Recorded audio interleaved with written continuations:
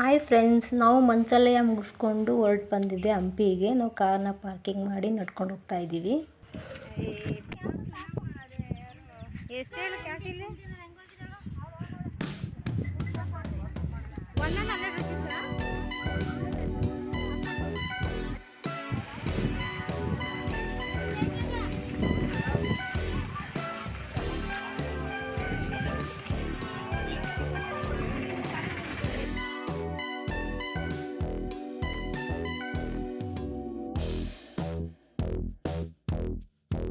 ಹಾಗೆ ನಡ್ಕೊಂಡು ನಾವು ವಿರೂಪಾಕ್ಷ ದೇವಾಲಯ ಎಂಟ್ರೆನ್ಸ್ ಬಂದ್ವಿ. ನಡ್ಕೊಂಡು ಹೋಗ್ತಾ ಇದ್ದೀವಿ.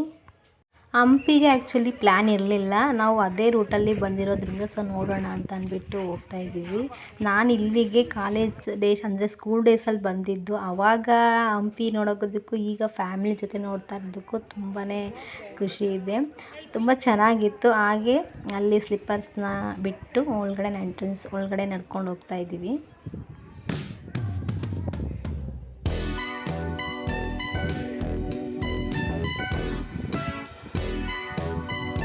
ನೀವು ದೇವಸ್ಥಾನದ ಒಳಗಡೆ ಬಂದ ತಕ್ಷಣ ಇಲ್ಲಿ ಹಂಪಿ ಒಳಗಡೆ ಎಲ್ಲೆಲ್ಲಿ ಹೋಗಬೇಕು ಅಲ್ಲಿದು ಡೈರೆಕ್ಟ್ ಚಾರ್ಟ್ ಇರುತ್ತೆ. ಅಲ್ಲಿ ನೀವು ನೋಡ್ತಾ ಇರ್ಬೋದು. ಫುಲ್ಲಲ್ಲಿ ಯಾವ್ಯಾವ ಕಡೆ ಹೋಗಬೇಕು ಅನ್ನೋ ನಕ್ಷೆ ಏನಿರುತ್ತೆ ಅದು ನಿಮಗೆ ಇಲ್ಲಿ ಕಾಣುತ್ತೆ. ಅದನ್ನು ನೋಡ್ಕೊಂಡು ಕೂಡ ನೀವು ಹೊರಡ್ಬೋದು. ಬೇಕಂದರೆ ನೀವಿಲ್ಲಿ ಗೈಡೆನ್ಸ್ ಕೂಡ ತೊಗೋಬೋದು. ಆಲ್ಮೋಸ್ಟ್ ಇಲ್ಲಿ ಹೊಸೊಬ್ಬರು ಬರೋರು ಗೈಡೆನ್ಸ್ ತೊಗೊತಾರೆ. ಯಾಕಂದರೆ ನಾವು ಬಂದಿದ್ವಿ, ಹಾಗಾಗಿ ನಮಗೇನು ಗೈಡೆನ್ಸ್ ಅವಶ್ಯಕತೆ ಇರಲಿಲ್ಲ. ಆ್ಯಕ್ಚುಲಿ ನಾವು ಹಂಪಿಗೆ ಬಂದಿದ್ದೆ ನಮ್ಮ ಹುಡುಗರಿಗೋಸ್ಕರ. ಸೊ ಅವ್ರು ನೋಡಬೇಕು ಅಂತಂದ್ರೆ ಹಾಗಾಗಿ ನಾವು ಬಂದಿದ್ವಿ. ಇಲ್ಲಿ ಗೈಡೆನ್ಸ್ ಬಂದುಬಿಟ್ಟು 500 ಇರುತ್ತೆ. ನಾವು ಅವಾಗ ಬಂದಾಗ 250 ಇತ್ತು, ಈಗ 500 ಆಗಿದೆ. ಅಂದರೆ ಗೈಡೆನ್ಸ್ ತೊಗೊಂಡ್ರೆ ನಿಮಗೆ ಹಂಪಿ ಫುಲ್ ಡೀಟೇಲ್ಸ್ ತಿಳ್ಕೊಂಡಂಗೆ ಆಗುತ್ತೆ. ನಾವು ಸುಮ್ಮನೆ ಹೋಗಿ ನೋಡ್ಕೊಂಡು ಬಂದರೆ ಅಷ್ಟು ಚೆನ್ನಾಗಿರಲ್ಲ.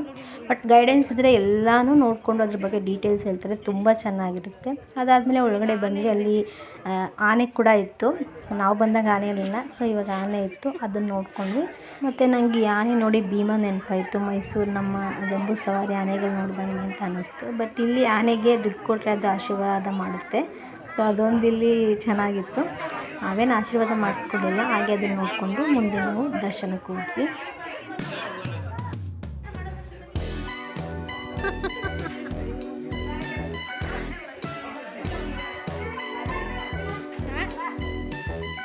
ಮೈಸೂರು ದಸರಾ ಭೀಮಾ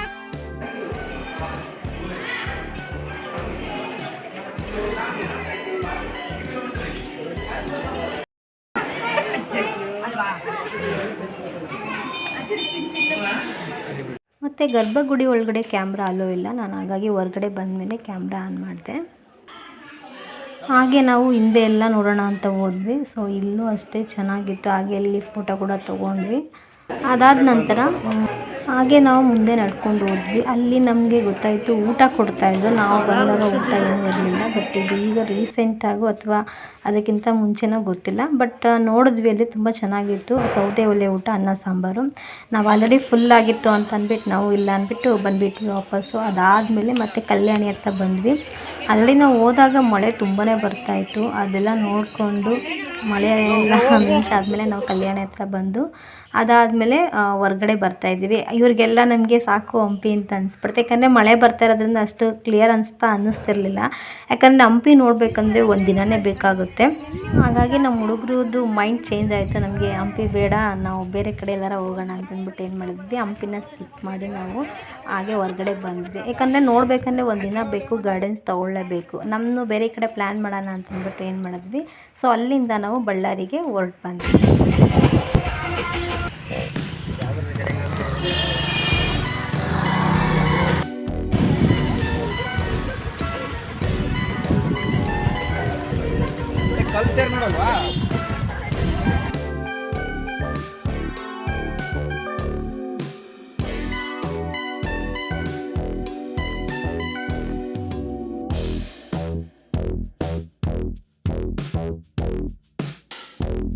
ಹಾಗೆ ಕಾರಲ್ಲಿ ಕೂತ್ಕೊಂಡು ಹುಡುಗನೆಲ್ಲ ರೇಗಿಸ್ಕೊಂಡು ಹಾಗೆ ನನಗೆ ಗೊತ್ತಿರೋಂಥ ಪ್ಲೇಸಸ್ ಅಲ್ಲೇ ಅವರಿಗೆ ತೋರಿಸ್ಕೊಂಡು, ಕಾರಲ್ಲಿ ಹೋಗ್ಬೇಕಾದ್ರೆ ಕೆಲವು ಪ್ಲೇಸಸ್ ಕಾಣ್ತಿತ್ತು, ಹಾಗಾಗಿ ತೋರಿಸ್ಕೊಂಡ್ವಿ. ನಾವು ಹೊರಟು ಬಂದಿದ್ದೆ. ನೆಕ್ಸ್ಟ್ ಬಂದುಬಿಟ್ಟು ಆಂಜನಾದ್ರಿ ಬೆಟ್ಟ.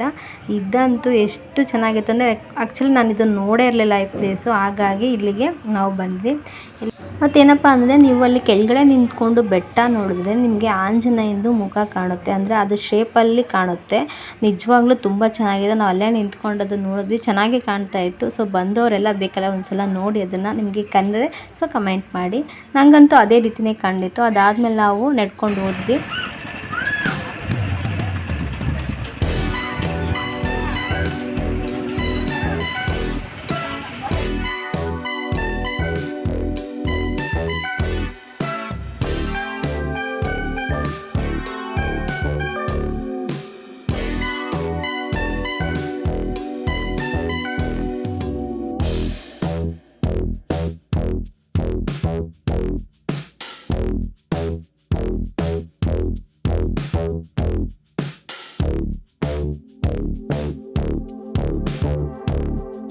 ಅದಾದಮೇಲೆ ನಾವಿಲ್ಲಿ ಕಾಲು ತೊಳ್ಕೊಳ್ಳೋಕ್ಕೆ ನೀರಿತ್ತು, ಕಾಲು ತೊಳ್ಕೊಂಡು ಅದಾದ ನಂತರ ಅಲ್ಲಿ ಶ್ರೀರಾಮ ಅಂತ ಸ್ಟ್ಯಾಚು ಇತ್ತು, ಅಲ್ಲಿ ಕೈ ಮುಟ್ಕೊಂಡು ಎಲ್ಲರೂ ಒಟ್ಟಿಗೆ ಬೆಟ್ಟ ಹತ್ತೋಣ ಅಂತ ಅಂದ್ಬಿಟ್ಟು ಅಲ್ಲೆಲ್ಲ ನಿಂತ್ಕೊಂಡ್ವಿ. ನಮ್ಮ ಹುಡುಗರು ಅರ್ಜೆಂಟಲ್ಲಿ ಆ ಬೆಟ್ಟ ನೋಡಿದ ತಕ್ಷಣ ಹೋಗಿ ಹತ್ಬೇಕು ಅನ್ನೋ ಖುಷಿಗೆ ಹೊರಟ್ರು. ನಾವಂತೂ ಕೈ ಮುಕ್ಕೊಂಡು ಜೈ ಶ್ರೀರಾಮ್ ಅಂತ ಹೇಳ್ಕೊಂಡು ಬೆಟ್ಟ ಹತ್ತಕ್ಕೆ ಸ್ಟಾರ್ಟ್ ಮಾಡಿದ್ವಿ.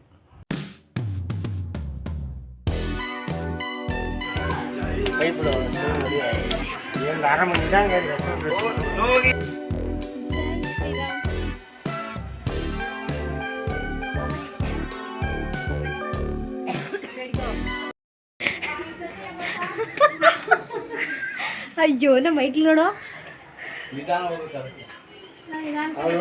ಮೆಟ್ಲು ಹತ್ಬೇಕಾದ್ರಂತೂ ಫುಲ್ ಜೋಶು, ಮಸ್ತಾಗಿತ್ತು. ಮಾತ್ರ ನಮ್ಮ ಸೋಮಿನ ಕಿಂಡಲ್ ಮಾಡಿಕೊಂಡು ಅವಳನ್ನ ರೇಗಿಸ್ಕೊಂಡು ಹೋಗ್ತಾ ಇದ್ದೆ. ಯಾಕಂದರೆ ಜಾಗ ಕಿರಿದಾಗಿರೋದ್ರಿಂದ ಹೋಗೋದು ಬರೋದು ಒಂದೇ ಸೈಡ್ ಆಗಿರೋದು, ಆದ್ದರಿಂದ ನಾವು ನಿಧಾನಕ್ಕೆ ನಡ್ಕೊಂಡು ಹೋಗ್ತಾ ಇದ್ವಿ. ಯಾಕಂದರೆ ಇರೋದು 570 ಮೆಟ್ಲು, ಏನಂತ ರಿಸ್ಕ್ ಏನು ಅನಿಸ್ತಿರ್ಲಿಲ್ಲ. ಸೊ ಹಾಗಾಗಿ ಮೇಲೆ ಬಂದಿರೋದ್ರಿಂದ ಆ ವ್ಯೂಸ್ ಎಲ್ಲ ನೋಡಿಕೊಂಡು ಒಂಥರ ಖುಷಿ ಆಗ್ತಾಯಿತ್ತು. ಸೊ ಸೂಪರಾಗಿತ್ತು ಮಾತ್ರ.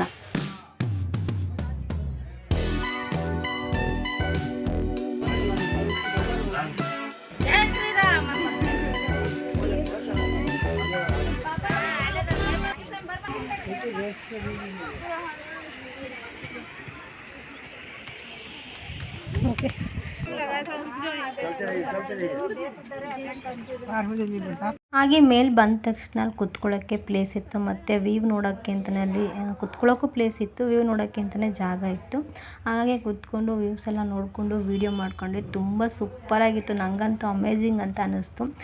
ಸ್ವಲ್ಪನೇ ಮೆಟ್ಲಿದ್ದಿದ್ದು, ಹಾಗಾಗಿ ಸ್ವಲ್ಪ ರೆಸ್ಟ್ ಮಾಡಿ ಹೋಗೋಣ ಅಂತ ಅಂದ್ಬಿಟ್ಟು ನಾವು ಮತ್ತೆ ಬೆಟ್ಟ ಹತ್ತಕ್ಕೆ ಸ್ಟಾರ್ಟ್ ಮಾಡಿದ್ವಿ.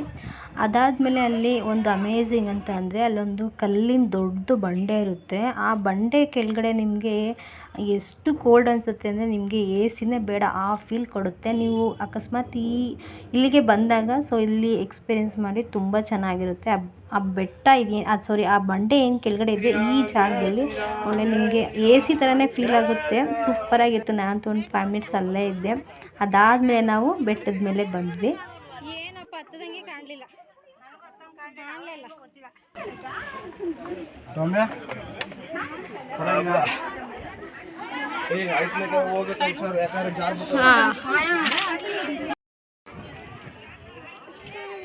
ಬೆಟ್ಟದ ಮೇಲೆ ಬಂದ ತಕ್ಷಣ ನಾವು ಕಾಲು ತೊಳ್ಕೊಂಡು ದೇವಸ್ಥಾನದೊಳಗಡೆ ಹೋದ್ವಿ. ಇಲ್ಲೂ ಅಷ್ಟೇ ಗರ್ಭಗುಡಿ ಒಳಗಡೆ ಯಾವುದೇ ರೀತಿ ವಿಡಿಯೋ ಅಲ್ಲೋ ಇಲ್ಲ. ಸೊ ಗರ್ಭಗುಡಿ ಒಳಗಡೆ ಹೋದ ತಕ್ಷಣ ನಮಗೆ ಹೆಂಗೆ ಫೀಲ್ ಆಯ್ತು ಅಂದರೆ ತುಂಬ ಅಂದರೆ ಅಲ್ಲಿ ಆಂಜನೇಯಂದು ಕಲ್ಲಿನಲ್ಲಿ ಮೂಡಿರೋದು ಎಷ್ಟು ಚೆನ್ನಾಗಿತ್ತು ಅಂತಂದರೆ ಸೂಪರಾಗಿತ್ತು. ಮತ್ತು ಒಳಗಡೆ ಸೊ ಬಂದವರು ಇಲ್ಲಿಗೆ ಮಸ್ಟಾಗಿ ವಿಸಿಟ್ ಮಾಡಿ, ತುಂಬಾ ಚೆನ್ನಾಗಿದೆ ಪ್ಲೇಸ್ ಮಾತ್ರ. ಅದಾದ ತಕ್ಷಣ ನಾವು ಹೊರಗಡೆ ಬಂದು ಅಲ್ಲಿ ಈಚೆ ಕಡೆನೇ ಗಂಧ ಇಕ್ಕಿರ್ತಾರೆ. ಸೊ ಗಂಧ ತಗೊಂಡು ನಾವು ಅಲ್ಲಿ ಆ್ಯಕ್ಚುಲಿ ನಾವು ಹೋದಾಗ ಊಟ ಕೊಡ್ತಾಯಿದ್ರು. ನಾನು ಇದೇ ಫಸ್ಟ್ ಟೈಮ್ ಬಂದಿರೋದು ಇಲ್ಲಿಗೆ, ನಂಗೆ ಗೊತ್ತಿಲ್ಲ ಅಂದರೆ ರೆಗ್ಯುಲರಾಗಿ ಊಟ ಕೊಡ್ತಾರೆ ಏನು ಅಂತ ಗೊತ್ತಿಲ್ಲ. ಬಟ್ ಆ ಟೈಮಲ್ಲಿ ನಮಗೆ ಊಟ ಕೊಡ್ತಾಯಿದ್ರು. ಊಟ ಮಾತ್ರ ಸೂಪರಾಗಿತ್ತು. ಮೇಲಿಂದ ಬೆಟ್ಟ ಅದು ಬಂದಿರೋದಕ್ಕೂ ಹಸ್ವಾಗ್ತಾಯಿದೆ ಅಂತ ಅನ್ನೋದಕ್ಕೂ ಅಲ್ಲಿ ಸೌದೆ ಒಲೆ ಊಟ ಸೂಪರಾಗಿತ್ತು ಮಾತ್ರ. ಅನ್ನ ರಸಮ್ ಅದು ಸೂಪರಾಗಿತ್ತು ಮಾತ್ರ. ನಾವು ಊಟ ತಿಂದ್ಕೊಂಡು ಪ್ಲೇಟೆಲ್ಲ ನಾವೇ ತೊಳೆದಿಕ್ಬಿಟ್ಟು ಬರಬೇಕಾಗುತ್ತೆ. ತುಂಬಾ ಚೆನ್ನಾಗಿತ್ತು ಮಾತ್ರ. ಅದಾದ ನಂತರ ನಾವು ಅಲ್ಲಿ ವ್ಯೂಸ್ ನೋಡೋಣ ಅಂದ್ಬಿಟ್ಟು ಬಂದ್ವಿ. ಸೊ ಅಲ್ಲೆಲ್ಲ ಸುತ್ತ ಗ್ಲಾಸಸ್ ಎಲ್ಲ ಹಾಕಿದ್ರು. ಬಂಡೆ ಕಲ್ಲಲ್ವ ಸ್ವಲ್ಪ ಭಯ ಆಗುತ್ತೆ, ಎಲ್ಲ ಮಕ್ಕಳೆಲ್ಲ ಬರ್ತಾರಲ್ವ, ಹಾಗಾಗಿ ಸ್ವಲ್ಪ ಸೇಫ್ಟಿಯಾಗೇನೋ ಇತ್ತು. ಆದರೆ ನಾವು ಅಲ್ಲೆಲ್ಲ ವೀಡಿಯೋ ಮಾಡಿಕೊಂಡು ಫೋಟೋ ಎಲ್ಲ ತಕ್ಕೊಂಡು ಎಂಜಾಯ್ ಮಾಡಿದ್ವಿ. ಕೈ ತೊಳ್ಕೊ ನಾನು ಇಲ್ಲೇ ಇರ್ತೀನಿ. ಇದು ಒಂದು ನಿಮಿಷ ವಿಡಿಯೋ ಎಲ್ಲಿಗೆ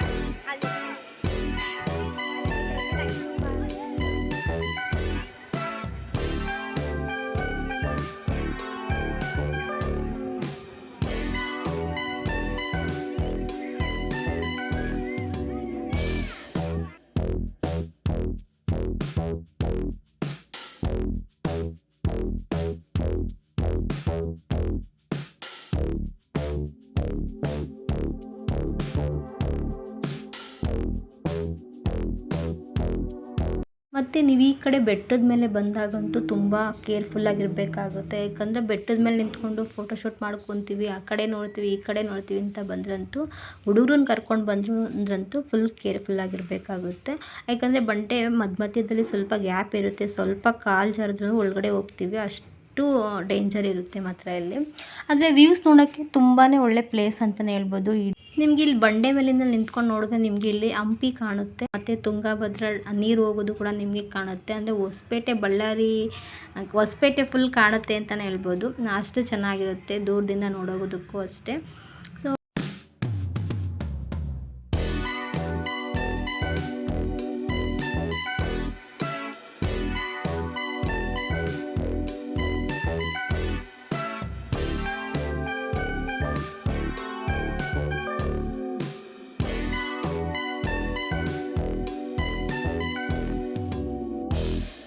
ಫೋಟೋ ಎಲ್ಲ ತೆಕ್ಕೊಂಡು ನಾವು ಮತ್ತೆ ಬೆಟ್ಟ ಇಳಿಯೋದಕ್ಕೆ ಸ್ಟಾರ್ಟ್ ಮಾಡಿದ್ವಿ.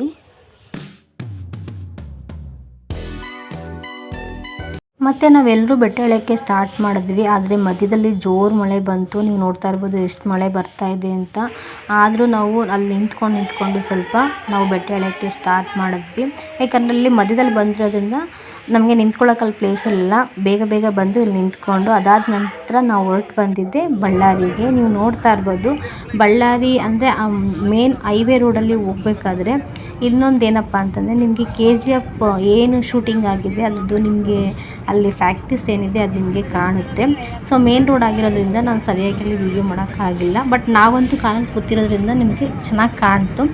ನಿಂತ್ಕೊಂಡು ಅಲ್ಲಿ ವೀಡಿಯೋ ಮಾಡಿದರೆ ಇನ್ನೂ ಚೆನ್ನಾಗಿ ಕಾಣ್ತಿತ್ತೇನೋ, ಬಟ್ ಹೈವೇ ಆಗಿರೋದ್ರಿಂದ ಅಲ್ಲಿ ವೆಹಿಕಲ್ಸ್ಗಳು ತುಂಬ ಬರ್ತಾಯಿದ್ವು. ಸೊ ಹಾಗಾಗಿ ನಾವಲ್ಲಿ ನಿಲ್ಲಿಸಲಿಲ್ಲ.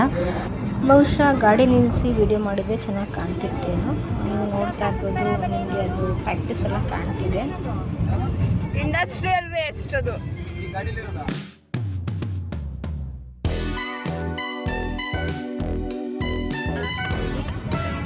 ಇಲ್ಲಿ ನೋಡ್ತಾ ಇರ್ಬೋದು. ಸೊ ಇದೆ ಎಂಟ್ರೆನ್ಸ್ ಗೇಟ್, ಒಳಗಡೆ ಹೋಗೋದು. ಇಲ್ಲಿ ಪಬ್ಲಿಕ್ಕಿಗೆ ಅಲೋ ಇಲ್ಲ, ಅಂದರೆ ಅಲ್ಲಿ ವರ್ಕ್ ಮಾಡ್ತಾರಲ್ಲ ಅವ್ರಿಗೆ ಮಾತ್ರ ಅಲ್ಲಿ ಅಲೋ ಅನಿಸುತ್ತೆ.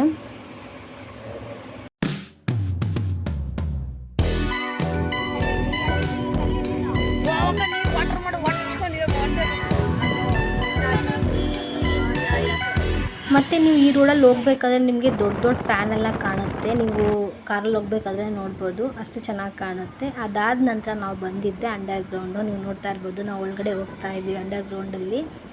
ಮತ್ತು ಈ ಪ್ಲೇಸಲ್ಲಿ ಒಂದು ಮೂವಿ ಸಾಂಗ್ಸ್ ಕೂಡ ಶೂಟ್ ಆಗಿದೆ. ಅದು ಯಾವುದಂತ ಕಮೆಂಟಲ್ಲಿ ಹೇಳಿ. ಬಹುಶಃ ಈ ಪ್ಲೇಸ್ ನೋಡಿದ ತಕ್ಷಣ ನಿಮ್ಗೆ ಗೊತ್ತಾಗಿರುತ್ತೆ ಅದು ಯಾವ ಸಾಂಗ್ ಅಂತ. ಸೊ ಅದು ಹೊರಗಡೆಗೆ ಬಂದಾಗ ಹೇಗೆ ಕಾಣುತ್ತೆ ಅಂತ ನಿಮಗೆ ತೋರಿಸ್ತೀನಿ ನೋಡಿ. ನಾವು ಇಲ್ಲೂ ಅಷ್ಟೇ ಗಾಡಿ ನಿಲ್ಲಿಸಿ ವೀಡಿಯೋ ಮಾಡಿಕೊಂಡೆ. ಆ್ಯಕ್ಚುಲಿ ಇಲ್ಲಿ ವೀಡಿಯೋ ಮಾಡೋ ಆಗಿಲ್ಲ ಅಂತಲ್ಲ, ಸೊ ವೆಹಿಕಲ್ಸ್ ತುಂಬಾ ಬರ್ತಾ ಇರುತ್ತೆ, ತುಂಬ ಟ್ರಕ್ಗಳು ಹೋಗ್ತಾ ಇರುತ್ತೆ. ಸ್ವಲ್ಪ ನೋಡಿಕೊಂಡು ನಾವು ಹೋಗಬೇಕಾಗುತ್ತೆ. ಯಾಕಂದರೆ ಆ್ಯಕ್ಚುಲಿ ಇದು ಹೈವೇ ಆಗಿರೋದ್ರಿಂದ ತುಂಬ ಲಾರಿಗಳು ಬರ್ತಾ ಇರುತ್ತೆ.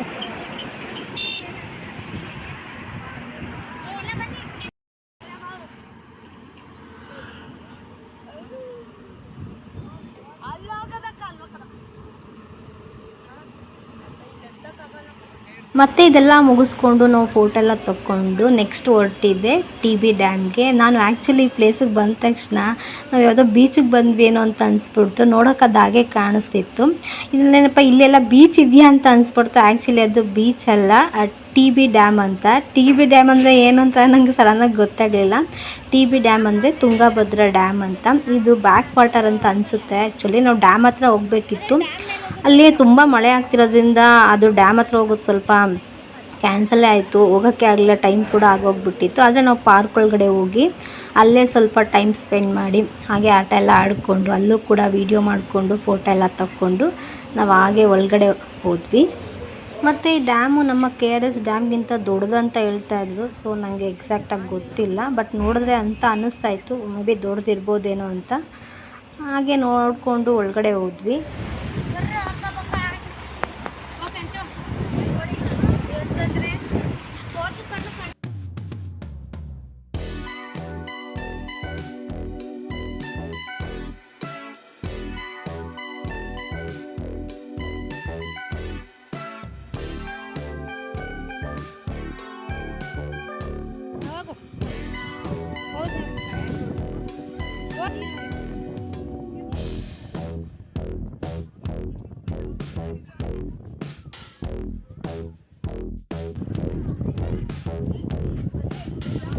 ಚಪ್ಪಲಿ ಬಿಟ್ಬಿಟ್ಟ